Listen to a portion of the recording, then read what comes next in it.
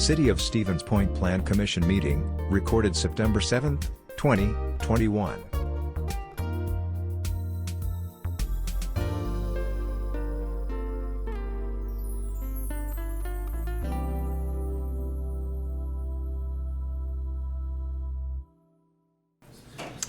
Okay, good evening. It is September 7th, 2021. This is the City Plan Commission. It is 6 o'clock p.m., so we are live and in person here. So I'll go ahead and start with the roll call. Mayor Wiesa is excused. Alder Kneebone. Here. Commissioner Arntzen. Here. Commissioner Cooper. Here. Commissioner Haynes. Here. Commissioner Hoppe is excused. Commissioner Rice is also excused, which means we have a quorum, although barely, had 4-3.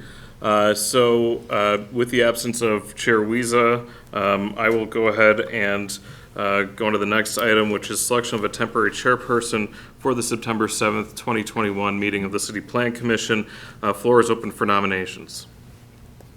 I nominate Cooper. Commissioner Cooper. I'll second it. Mr. Arntzen, any other nominations? Any other nominations? And one last time, any other nominations?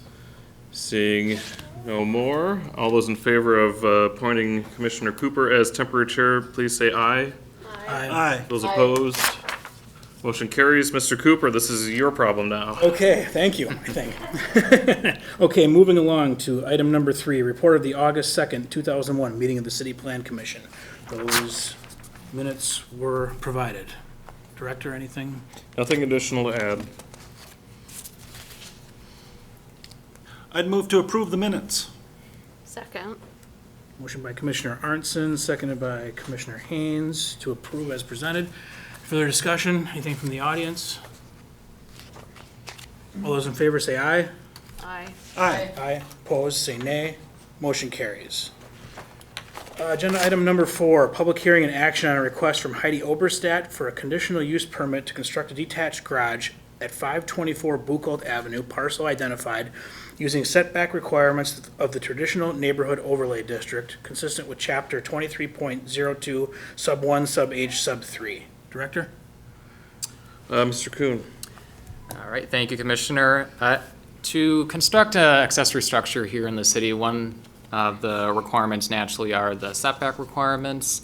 There is a commonly applied setback requirement for accessory structures that says that said structure can be up to 3 feet from the side yard lot line and 3 feet from the rear yard lot line, provided that 2 requirements are met.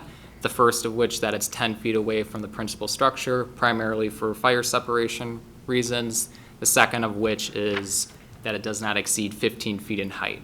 Now, while that's commonly applied here throughout the city, this request specifically does not meet that 10-foot separation from the principal structure, thus needing to maintain the setback requirements for principal structures within the R3 zoning district. Chief among them are 7 feet 6 inches for the side yard setback.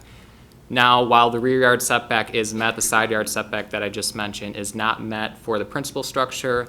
Thus, the reason for using or requesting modified setback requirements through the traditional neighborhood overlay district, specifically the 3-foot side yard setback.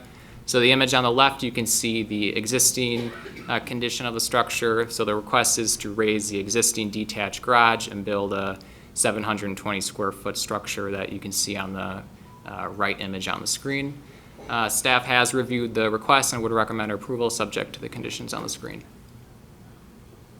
Okay, so any questions, clarifying questions before they open the public hearing? I do not. Okay, so I will declare the public hearing open. Please step forward to the lectern, state your name and address for the record, and give testimony related to the agenda item. Public hearing is open. For a second time, the public hearing is open. For a third time, the public hearing is open.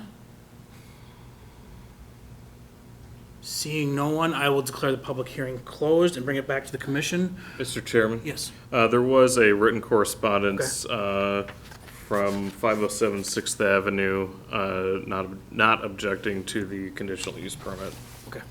Great, thank you. Okay, so I'll bring it back to the commission. We need a motion to get discussion to the floor. I'd make a motion to approve the request per staff recommendations. Second. We have a motion to approve by Arnson, second by Haynes. Discussion. I just had a question. Is there going to be a second story on this? I don't know that there is. Correct. It would be a half story, I believe, up top for storage. All right, yeah, that's what I see. I was just wondering if that 15-foot limit is too limiting for that, but it works. Yep, and that works, and that 15 feet is not measured from grade to peak, it would be measured Yeah. from grade to halfway up the truss. Good. Brian Oberstadt, 524 Buchald Avenue. Yeah, if we could make it taller, we would prefer to be able to do that, so we could have more space up there.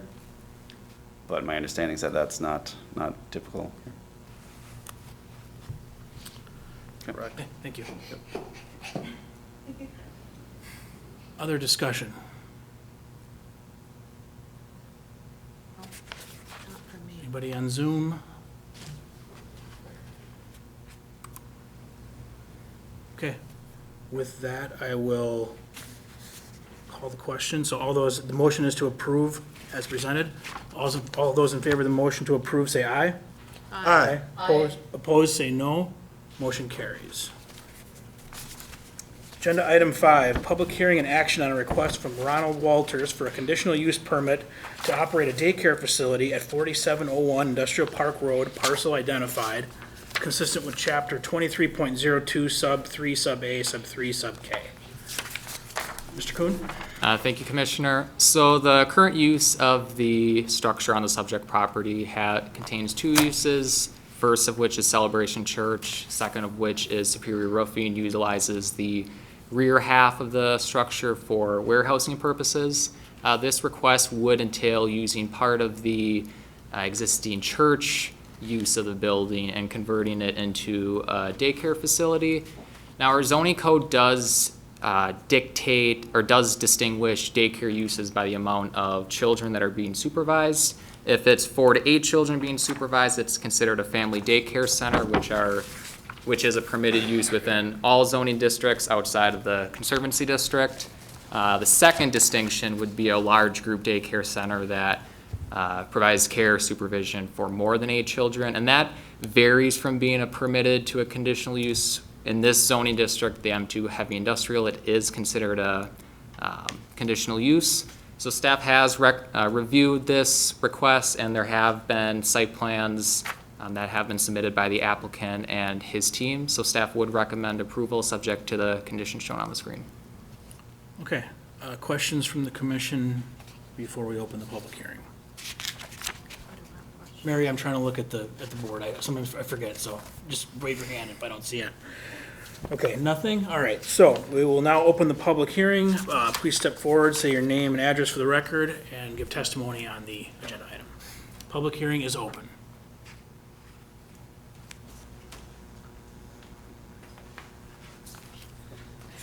So my name is Meredith Sikorsky. I am the one that is looking to open the childcare center. I brought layouts and things like that. Is that something that you guys would like to see? Blueprints? No? Okay. We have dove very deep in this. So it's a large group center. Right now, I'm looking at 50 children. So there's more one-on-one with teachers and things like that. We're not shoving as many kids as you possibly can into a classroom. So I think that's really going to highlight to the people in the community. There is a crazy need for childcare in the community. There's something that actually goes around in the childcare field, and they'll tell you that when a woman gets pregnant, you need to get childcare first and then tell your husband second, because there's such a big need. This is something that I am extremely passionate about. It's been a work in progress for probably about 1.5 years now that I've been trying to find somewhere to do this. I'm going to take this off for a sec. Is that okay? So I got in touch with Ron, Pastor Ron, and he has been wonderful, and it looks like this would be the perfect place to open up this center. One of the really great things about it, too, is the Aero Academy is right across the street. The Aero Academy only takes children that are not considered atypical. You have to be on the autism spectrum. So a lot of those families, if you have atypical children, have to send them elsewhere. And they're driving across town or driving to Crossroad Commons, things like that. So this will present especially for those families to be able to find care super close by, so they're not trucking all the way across town. It is a Christian-based center. So we are basing more so on the values and morale of like Christians. So they're learning about, like respect for themselves and respect for others and caring for God's creation. We are an all-inclusive center. So we don't discriminate against religion, race, anything like that. There's a whole list I wrote up. But I am really eager and excited to get this started, and I hope that we can pass through this. Does anybody have any questions? Just rambling, I'm sorry. No, seems straightforward to me. Okay, thank you. Okay. The public hearing is still open. For a second time, the public hearing is still open. And for a third time, okay, yes. Hi, I'm Ron Walters. I recommend that you approve the use because of the needs, not only as she mentioned with Aero Academy, but there is a very well-populated neighborhood that is right there also. And as my wife and I have driven through that area as we contemplated this move, there are numbers of children there. I think it would be just a great location for those, as well as some that might be working within that area. There's a number of industrial buildings where people are working. I think it would be not only a great safe place for kids, I think also convenient for families. So my recommendation is to do it. Mr. Walters, what's your address, please? My home address, 6636 Shady Drive, Bancroft, Wisconsin, 54921. Thank you. Yep. Any other questions? Great, thanks. Okay, and the public hearing is still open. For a second time, the public hearing is still open. And for a third and final time, the public hearing is open. Seeing no one, I will declare, do we have any written correspondence? No. Seeing none, I will declare the public hearing closed and bring it back to the commission for a motion to get it on the floor.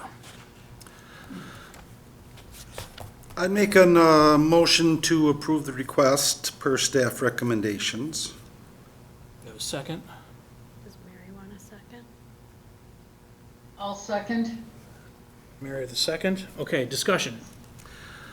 I perhaps could have asked this before, and I'm not sure if I saw this, but is there a playground on this?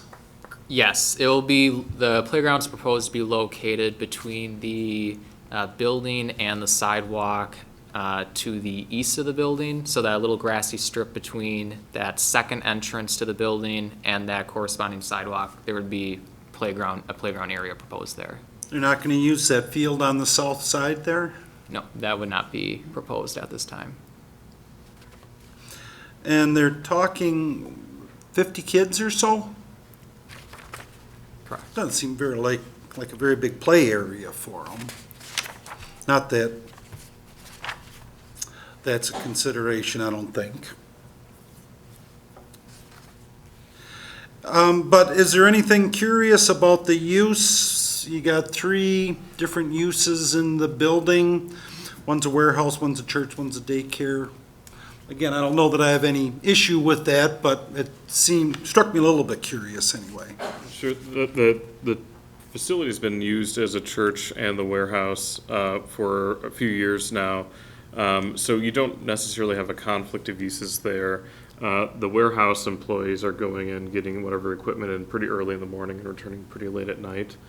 Superior Roofing, they're up on roofs pretty early and down as soon as the job is done. So staff doesn't perceive a possible conflict there with the daycare facility. Okay, other discussion? I have a question. Yes, Mary? Kind of piggybacking on Commissioner Arnson, if the area there between the sidewalk and the building is going to be a play area, will there be some kind of a barrier? Because I could see a kid running right out into the parking lot chasing a ball. Would that be something that wouldn't necessarily have to be a full-size fence, but at least some kind of barrier to prevent a kid from accidentally taking off? Yeah, fencing is proposed to enclose the playground area, and that would be one of the requirements upon obtaining the building permit is making sure the specifications of the fencing is included as part of the request. How tall is it going to be? What type of fencing? Things like that. Okay. Is that something we have in our code for daycares that specify fences, fence heights? Daycares are pretty heavily regulated by the state. So it's a state thing? Correct. Okay, any further discussion? Otherwise, we have a motion. Okay, the motion is to approve the request as presented with staff recommended conditions. All those in favor say aye. Aye. All those opposed say no. Motion carries. Moving on to agenda item 6, a request from Matt Disher for an exception to driveway requirements at 517 Indiana Avenue, parcel identified, consistent with chapter 23.01, sub 15, sub I, sub 3, sub K. Commissioners, I'll run this one, but I am abstaining from voting on it. Oh. What does that mean then? We still have a quorum. You would Okay. just need the majority vote with Okay. 2 and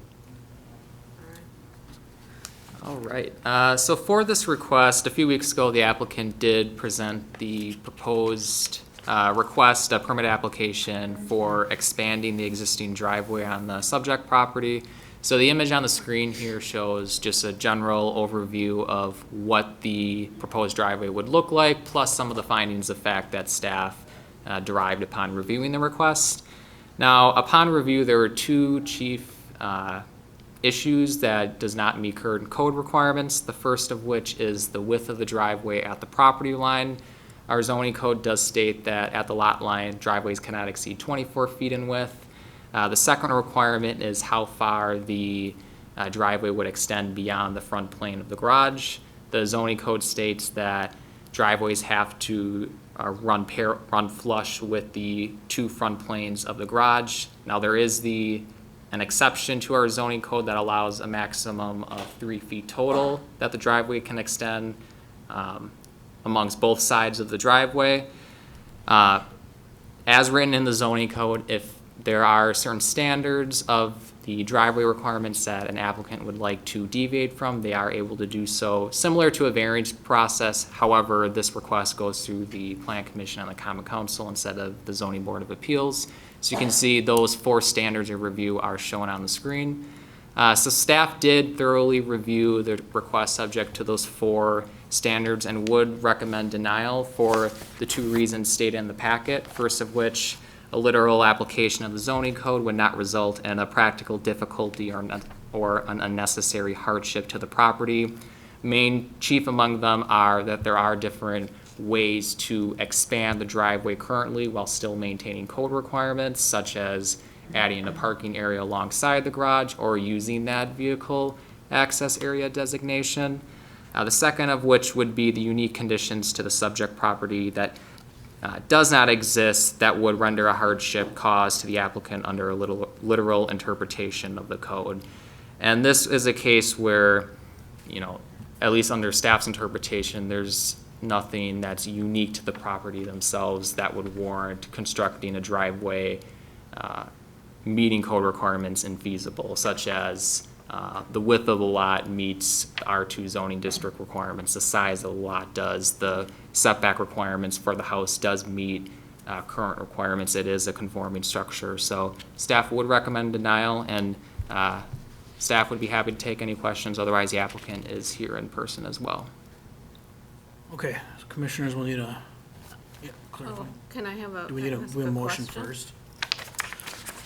Yeah, so how we've been trying to run meetings is you would have a motion and then you would go into a discussion, correct? So we need a motion first. A motion first, okay. I'll make a motion to deny the driveway exception request. Okay, motion to deny by Haynes. Do we have a second? I'll second. Seconded by Arnson. Discussion. So clarifying question, like I see on page, whatever, 4 of the request, 39 of the packet, that you've shown how it could be expanded. So if we deny it, do they need to come back with something like what you have No. suggested? No, that would be something that would be permitted using current code requirements, so. Okay, so you they know, don't have to come back. No, it would just need staff approval internally. Okay. Thank you. Okay. Comments from the audience? Step forward to the lectern, please. State your name and address for the record.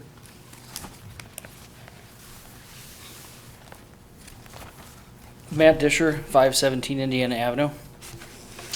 I've been doing some research on this, gone over the packet, what we have. As you had stated on page 4, with that thing that goes up alongside the driveway, don't necessarily know that I should park a vehicle there, because it's in between 2 houses then. My neighbor's there. In my neighborhood, or in the vicinity, there are multiple houses that have either bigger driveways at the sidewalk or bigger setbacks at the garage plane. There's a driveway that's just over there that's 45 feet wide. That was done very recently. And it's the whole front yard up to the sidewalk. I do have a picture of a driveway that's at 517 Frontenac. That is the exact same thing I want to do, size and everything. And that looks like it was done fairly recently too. I would say 10 years. I don't know though. So I would ask you to reconsider and approve my request. Thank you. Any questions? Questions for the applicant? Well, yeah, I guess I'm kind of curious why it needs to extend so far away from the garage. Well, I have 3 vehicles. I have a 2-car garage that fits 1 car. And I have so we have 3 vehicles. I have our 2 personal vehicles and my work car. I would like it that wide so that way the vehicle can be there without having to move vehicles in and out of the driveway to move cars around. And for expansion, I have 2 children. In 10 years, one will be driving. And instead of trying to work on another driveway expansion then, I'd rather just try and get it all done at one time. Why wouldn't this revised, that would meet current standards, why wouldn't that work as the extra parking space? With the red picture? Right, right. Well, where that comes back, I don't prefer to park a car on the side of my garage. Just from the aesthetic look in my neighborhood, I don't want to have a car on the side of our garage. So if I go up to that setback or whatever they're requiring and then at an angle, I won't be able to fit a car on that concrete. I mean, I'll still be on grass because my truck would be too long to sit there.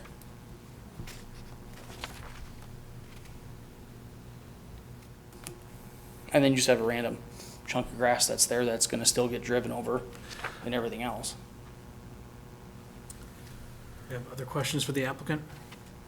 So just a little bit of context. A few years ago, the city updated our driveway requirements. You folks may recall that. Part of the reason that we updated those requirements was because of the issues that were brought up on Frontenac, along with the property on Prize, actually not too far down the street here, where we had folks paving their entire front yard for storage, for trailer storage, vehicular storage. So that was done, I believe, right before I came on with the city, so maybe 2.5, 3 years ago. And so this is kind of one of those items that we changed the code, made it more restrictive. Now before you is a request to have a less restrictive interpretation of that code. So, you know, I think staff's recommendation of denial is justified. Both of the requests, or I'm sorry, both of the items that Mr. Kuhn identified are pretty practical. There is no application of the code that presents a hardship on the property. You know, we'll continue to work with the applicant to find other alternatives, but, you know, staff's recommendation is denial. Well, and it looks like where the driveway at the road comes up and meets the sidewalk, that an extension of that would give you a little bit more concrete space there, and then could that angle, again, to try to accommodate some of that? Or what's the limitation of kind of extending where the apron ends on up? Is that something that could be done? Yeah, so under that vehicle access area designation, the driveway width can expand 3 feet beyond that front plane of the garage. Now, the one requirement would be that with that 3 additional feet in width, it would increase, it would exceed that 24 feet driveway width requirement at the lot line. So a taper would be required at least 5 feet in just to maintain that 24 feet in width at the lot line while still allowing the applicant to widen out to width that does meet current code standards. Can you also remind me, they've been changing a lot. What is the scoop with parking on the street overnight? Recently, the city, well, I guess not too recently, I mean, in the last probably 6 months, the city does allow overnight parking on opposite side. So if it's an even night, you can park on the even side of the road. If it's odd night, you can park on the odd side of the road at no cost. And that's year-round, But it's unless actually there's the a next snow day. emergency. It's the morning you wake up is the date you have to follow. Correct, yeah, so it's, I At think at like midnight. 2 AM is the time that you have Oh, to at 2 decide, a.m., yeah, right, okay. something like that, so. So I will remind the commission, we're not here to, regulate ourselves out of it. You have a request for a driveway expansion. I believe that it would be an up or down on the driveway expansion to the common council, so. Other questions? Anybody else in the audience wish to speak on this? Okay. With that, we have a motion on the floor to deny. So all those in favor of the motion to deny, say aye. Aye. Opposed, say no. Motion carries 3-0 with 1 abstention. Item number 7, a request from the City of Stevens Point for a site plan review to install a gazebo at 2340 Church Street, parcel identified consistent with Chapter 23.01, Subsection 11. Thank you, Commissioner. This request would entail the installation of a gazebo on the southern end of Veterans Memorial Park. Pursuant to the city zoning code as well as state statutes, any installation, construction of a public structure or building would require the Plan Commission's approval. Thus, the reason for this request tonight. Overall, staff would recommend approval, subject to the conditions shown in the packet. Okay. I will make a motion to approve the request, subject to staff recommendations. I'll second. Seconded by Haynes. Discussion. Commission, This is an Eagle Scout project, so all done via donated materials and time and energy, so just as an FYI. I have a quick comment. Particularly speaking as a veteran, I think this is a great idea. Gives people a place to kind of sit and reflect. So, very supportive. comments from anyone in attendance? Seeing none, motion is to approve as presented. All those in favor say aye. Aye. Aye. Opposed say no. Motion carries. Agenda item 8, presentation on accessory dwelling unit and accessory commercial unit neighborhood meetings. So as the commissioners may recall, a few months ago, we had a public hearing on a proposed accessory dwelling unit, accessory commercial unit code amendment that would allow us permitted use ADUs and ACUs. We went through the process, got through to the Common Council.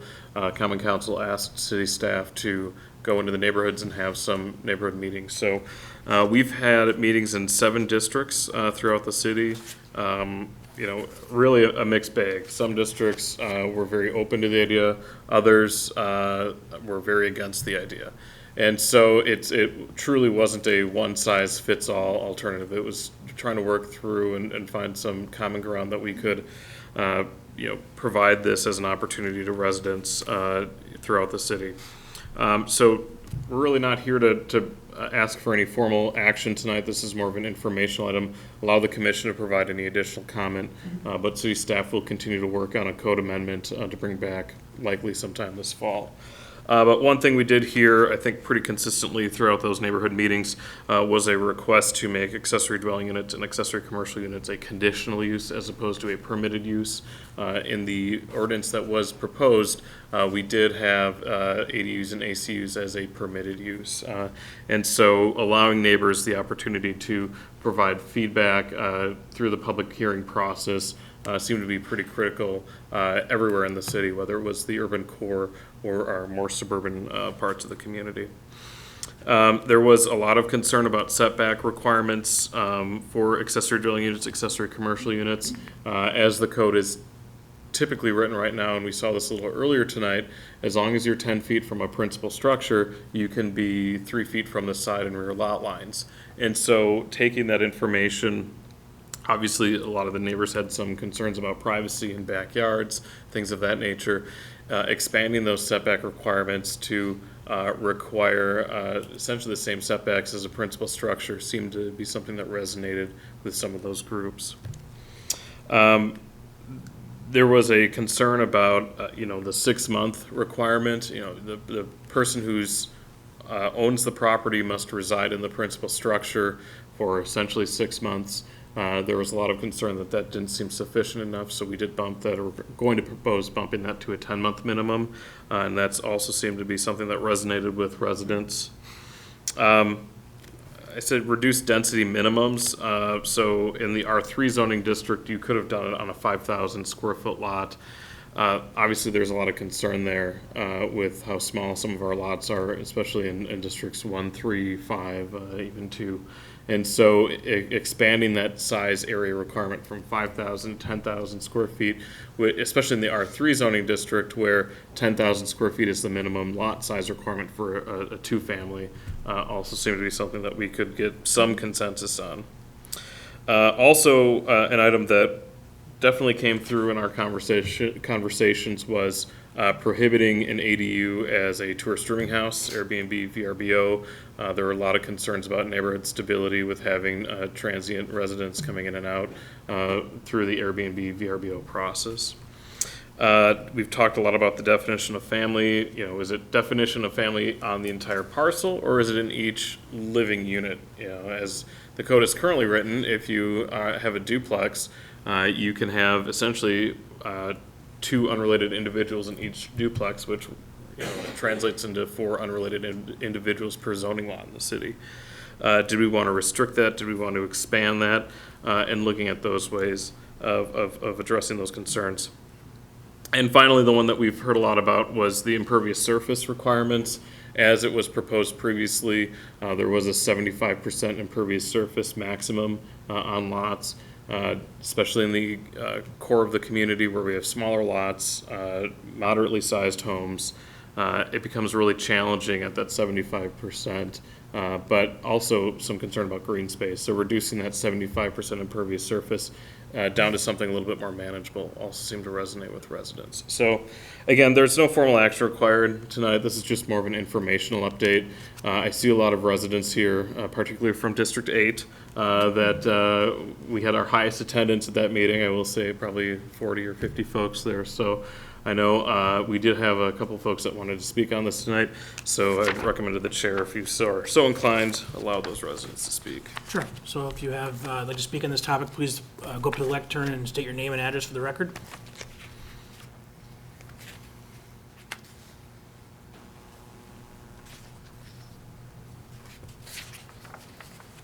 Mr. Chairman, my name is William Love, L-O-V-E.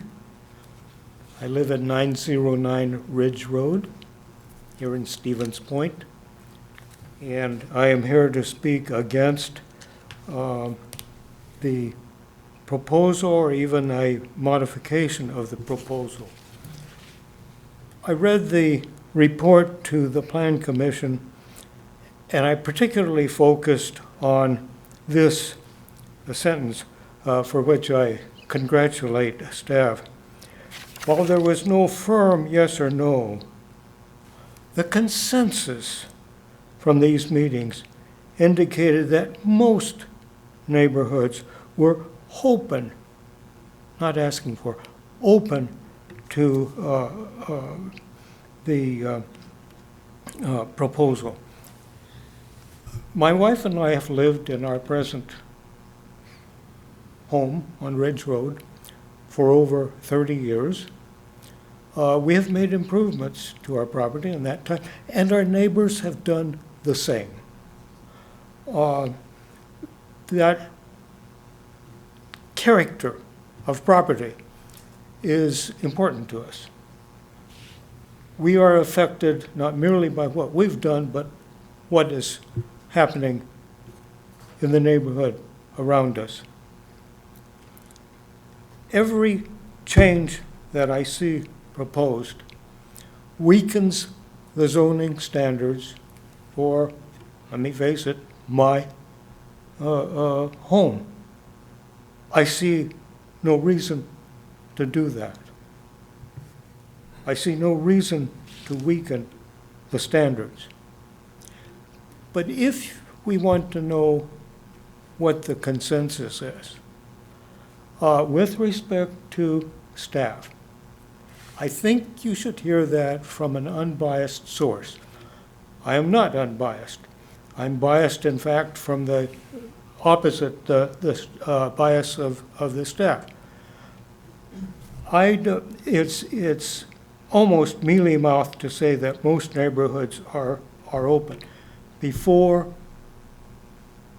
going forward, I would hope that an actual survey, and it could be sampling, an actual survey be made by an independent party to gauge the support or absence of support in the affected areas. Thank you. Thank you. Others? And name and address for the record, please.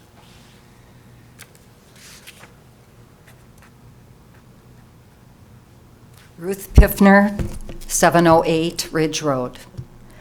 I agree with Mr. Love. I believe that zoning helps contain any city issues, actually, and allows some semblance of order. I live probably a block from his house. I have been there for 44 years. And I believe that when you choose to put a lot of money into a home, just making the purchase, and you do it with some, you look around, you decide what is important to you and what isn't, and then you make your move to look for that kind of environment. That is what I would say I did. And this is what I would still like to hold on to in terms of, keeping it single family with all of the rules that are in place now for, single family residents not to have other, buildings. I mean, the buildings, the ADUs, ACUs could be very troublesome. I mean, I wish I could say all the nice things that could happen. Oh, yes, a granny flat. Well, I am a granny, I would, I just don't happen to have family here in town. But on the other hand, I mean, it could be, a commercial endeavor. It could include a music studio, maybe somebody that teaches drums, for instance. And music students aren't always going to come during the daytime to have their lessons.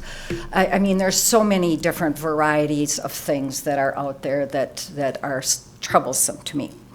But then I go on and I look through some research and preliminary, and I say that, because I just looked like yesterday, preliminary numbers in our public schools right now are listed at 135 less than last year. Now, I understand, I was a teacher, the third Friday numbers are going to be much more accurate, and, you know, and I'm open to whatever they are. At the University of Wisconsin-Stevens Point, those stats are not available for enrollment for this year yet.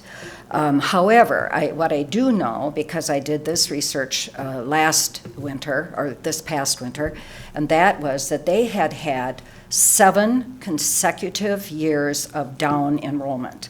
And then they proceeded to get a few more people this past year, and this was in their different things online, is that they had a 25% increase. That was a big headline. So I read a little further, and that 25% increase turned out to be 64 people. Now, I mean, looking at 25% increase and hearing 64 people, that was rather a surprise to me. Another thing, and this was specifically speaking to District 8, 90% of District 8 is single family. And when we were at, many of us attended the meeting at St. Paul Methodist Church, and everybody was not for this. And I would say one thing, this change is unwelcome, uninvited, unwanted, and unnecessary. It's you know, we're told that certain people, you know, that we're not told who asked for this change. I guess I would, you know, I like to know facts, and I would like to, I'm not asking for this now, but I would like to know who exactly, how many people, if there were 11 people that asked to have this kind of a change, out of 25,000+ people, 11, I'm just saying, you know, just picking a number out of the air, 11 people, 25,000 people. Now, you know, who do you make changes for? I mean, where is that balance? And then I have to remind everybody that we now have, and one of them is still being built, but 5 new buildings for, you know, multi-story buildings for apartment living. I think that that's very important to remember that. Today, not more than a couple of hours ago, I went back to do some more research, and I only gave myself 5 minutes because I thought, no, I'm not sure if I'm going to be able to speak or not, so I'll give myself 5 minutes online. And in 5 minutes, I found 213 rentals available right now in Stevens Point. In the city of Stevens Point, not in this general area, but in the city of Stevens Point. So that would be something that I think we're just not looking for more places to put rentals. And then my favorite topic, and I'll be finished, and that is no one seems to care about our land usage. And again, that 75% can be impervious surfaces bothers me terribly. What about our environment? What about our, you know, our wildlife? You know, what about the habitats that are spoiled by this continual building or covering surfaces? I mean, where are people that are going to stand up for those kinds of things? So that would be what I'm most concerned about. Well, not just most concerned about, but that is included in my concern. I think we should take another look. Do we need this? And why are we doing it? I just find it very difficult. So that's it. Thank you. Others? Comments on this topic?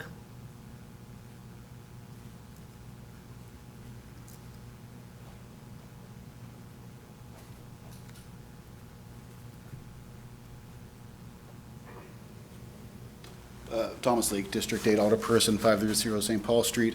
I just want to say very briefly, that it's quite correct, as you said, 40 to 45 people at this neighborhood meeting who were in opposition quite passionately from District 8. One thing though I will say, just from the politics on the ground, support is in the 8th District is not at 0, but it is the overwhelming majority. I can't speak though to what happened to other neighborhood meetings though, but yeah, clearly in District 8 it's not a popular idea. So that's really all I wanted to say about that. Thanks. Thank you. Anyone else on this topic? Questions from the commission? Yeah, as I said, there's no formal action, just for information tonight. Staff will continue to work on a proposed amendment, and when we feel comfortable bringing it back, we will. Okay.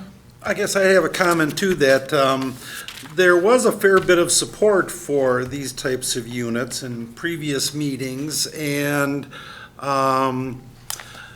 you know, a lot of specifics, this would be good and these folks want to do this.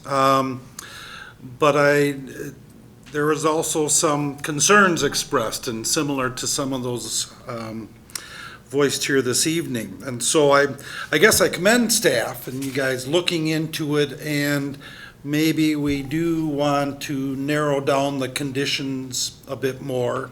And that's for you guys to figure out and base it on, I like the public hearings and see what feedback we get. Again, I think the concept received a fair bit of support, and you should continue to pursue it, but maybe limiting the options is certainly something to consider and incorporate. Thanks. Okay. With that, we will move on to agenda item 9, presentation on the U.S. Census data release.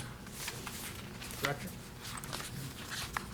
Okay, so several of you received just the data release summary from my office, I think a week and a half or 2 weeks ago. Essentially, in mid-August, the U.S. Census released some much anticipated information, more focused on population, race, ethnicity, housing information, and this first round of data release is really focused for the purposes of redistricting. But instead of doing one giant data dump, they opted to provide it to us in pieces, which is actually kind of nice because you can process a little bit more. So at the request of the mayor, I did put in some information on, the city did have a population decline, roughly just over 1,000 people, 1,051. Why did that occur? Is there any possible we could trace as to why the population's declined? And really there's two main reasons. One is students population at UW Stevens Point is counted in the city's total population. From the last time the data, the 2010 census, there was just over 9,000, about 9,200 students at UW Stevens Point. Here in fall of 2019, that number dropped. I think it was 7,300. So you had a pretty significant decline in population at UW Stevens Point, which, although you can't translate, person by person or one-for-one ratio of the population decline back to UWSP, it's definitely something that played into our total population decline. If you take a look on the third page of the report, page 90 of the agenda packet, I broke it down even further and looked at the 2010 to 2020 population, especially in those older districts that have heavy student populations, notably 1, 2, 3, 5, and 11. Some of you might say, why is District 11 included in that? Isn't that just the whole north side?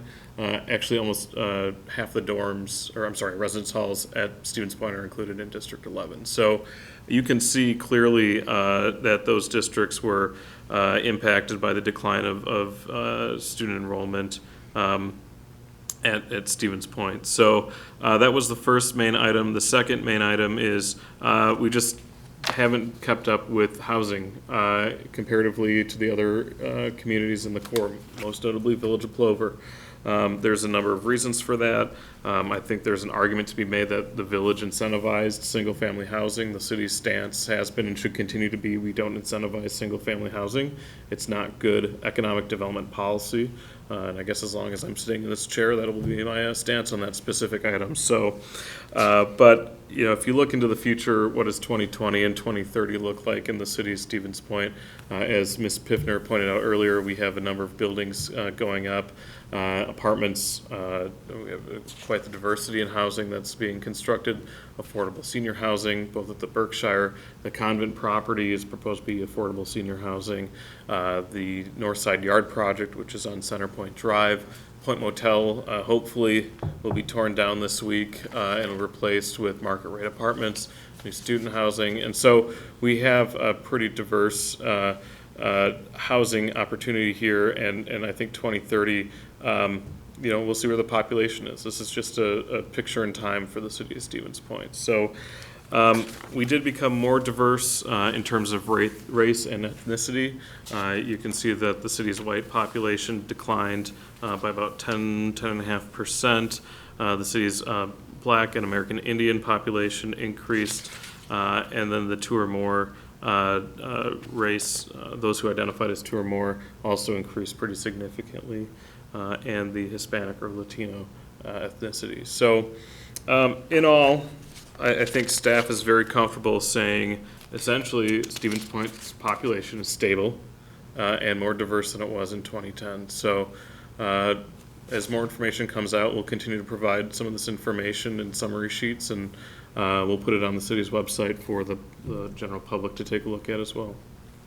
Great, well, thank you for your work on that, you and your staff. One of the yes. alders have it.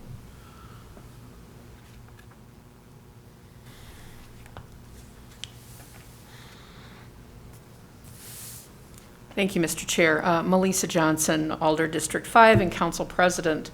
I also had the honor of serving as the chair of the County Board's Complete Count Committee for the Census. And I just wanted to provide a little bit of context on those numbers for the city, primarily those that were heavily impacted in the census negatively are, of course, adjacent to the university with high university population.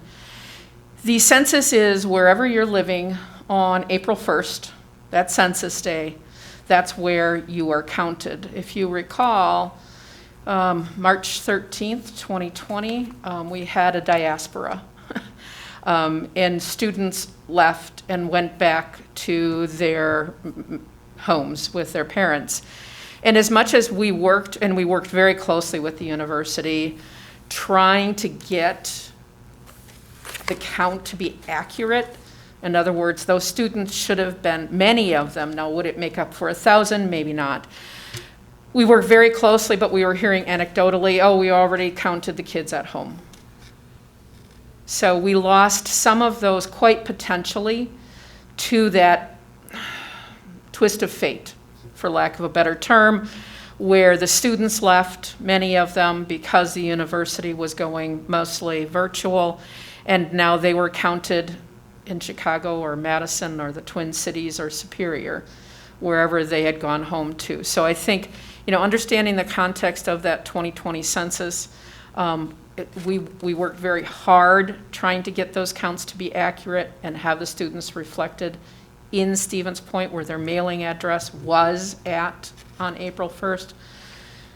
Things were not real normal on April 1st, 2020. So I think there was a little bit of an impact there. But the numbers are the numbers. We won't count them again until 2030. However, because Portage County is still over the 70,000 mark, we will have the opportunity to annually be a part of the community sense survey, I think it is. All communities over 70,000, Portage County is. Even with the decline, slight decline, we will have the opportunity to fill in those blanks annually with the community survey, and that will help us better understand what that impact was from that. So thanks for the opportunity. Thank you. Any other questions or comments? Okay, thank you for your work on that. Moving along, item 10, July and August 2021 monthly reports. Nothing significant to note. In July of 2021, our permit total numbers have been up, compared to previous years. Our valuation is down, which is to be expected. 2021 was not a big year in new construction in the city of Stevens Point. But with the additional number of permits, I think I've said this before and I'll continue to say, it just shows that people are continuing to invest in their properties in the city. So whether that be renovations, kitchen, bath, furnaces, AC units, hot water heaters, anything like that, their roofs, siding, windows, continue to be up, both July and August. The one thing to note for August of 2021 was the First State Bank building at 5500 Curry Frost Drive. That was one of our commercial permits with just shy of a $3.8 million valuation. So again, 2021, not a great year in net new construction, but we definitely expected that coming out of the pandemic. So, Questions for the director? With that, I will move to accept the report and place it on file. You have a second? Second. Haynes seconds. Any further discussion? All those in favor say aye. Aye. Opposed say no. Motion carries. 11, director's report. Director. I think I've talked too much tonight, so I'll keep it short. Things are moving along. A lot of really good projects continue to move forward. Next week, Monday, we do have a public hearing on the proposed community development block grant funding for the Convent property. So that was, we had done the public hearing, submitted it to the state, and was actually pretty happy to see that we only had 3 things we had to correct. 2 of them are easy, and one of them was we had to redo our public hearing because there was just a few days off on the required public hearing times. So that'll be next Monday here at 6 o'clock before committees. Questions for the director or anything? Lots of good stuff. Okay, with that, our agenda is exhausted and we stand adjourned at 6:56. Thank you.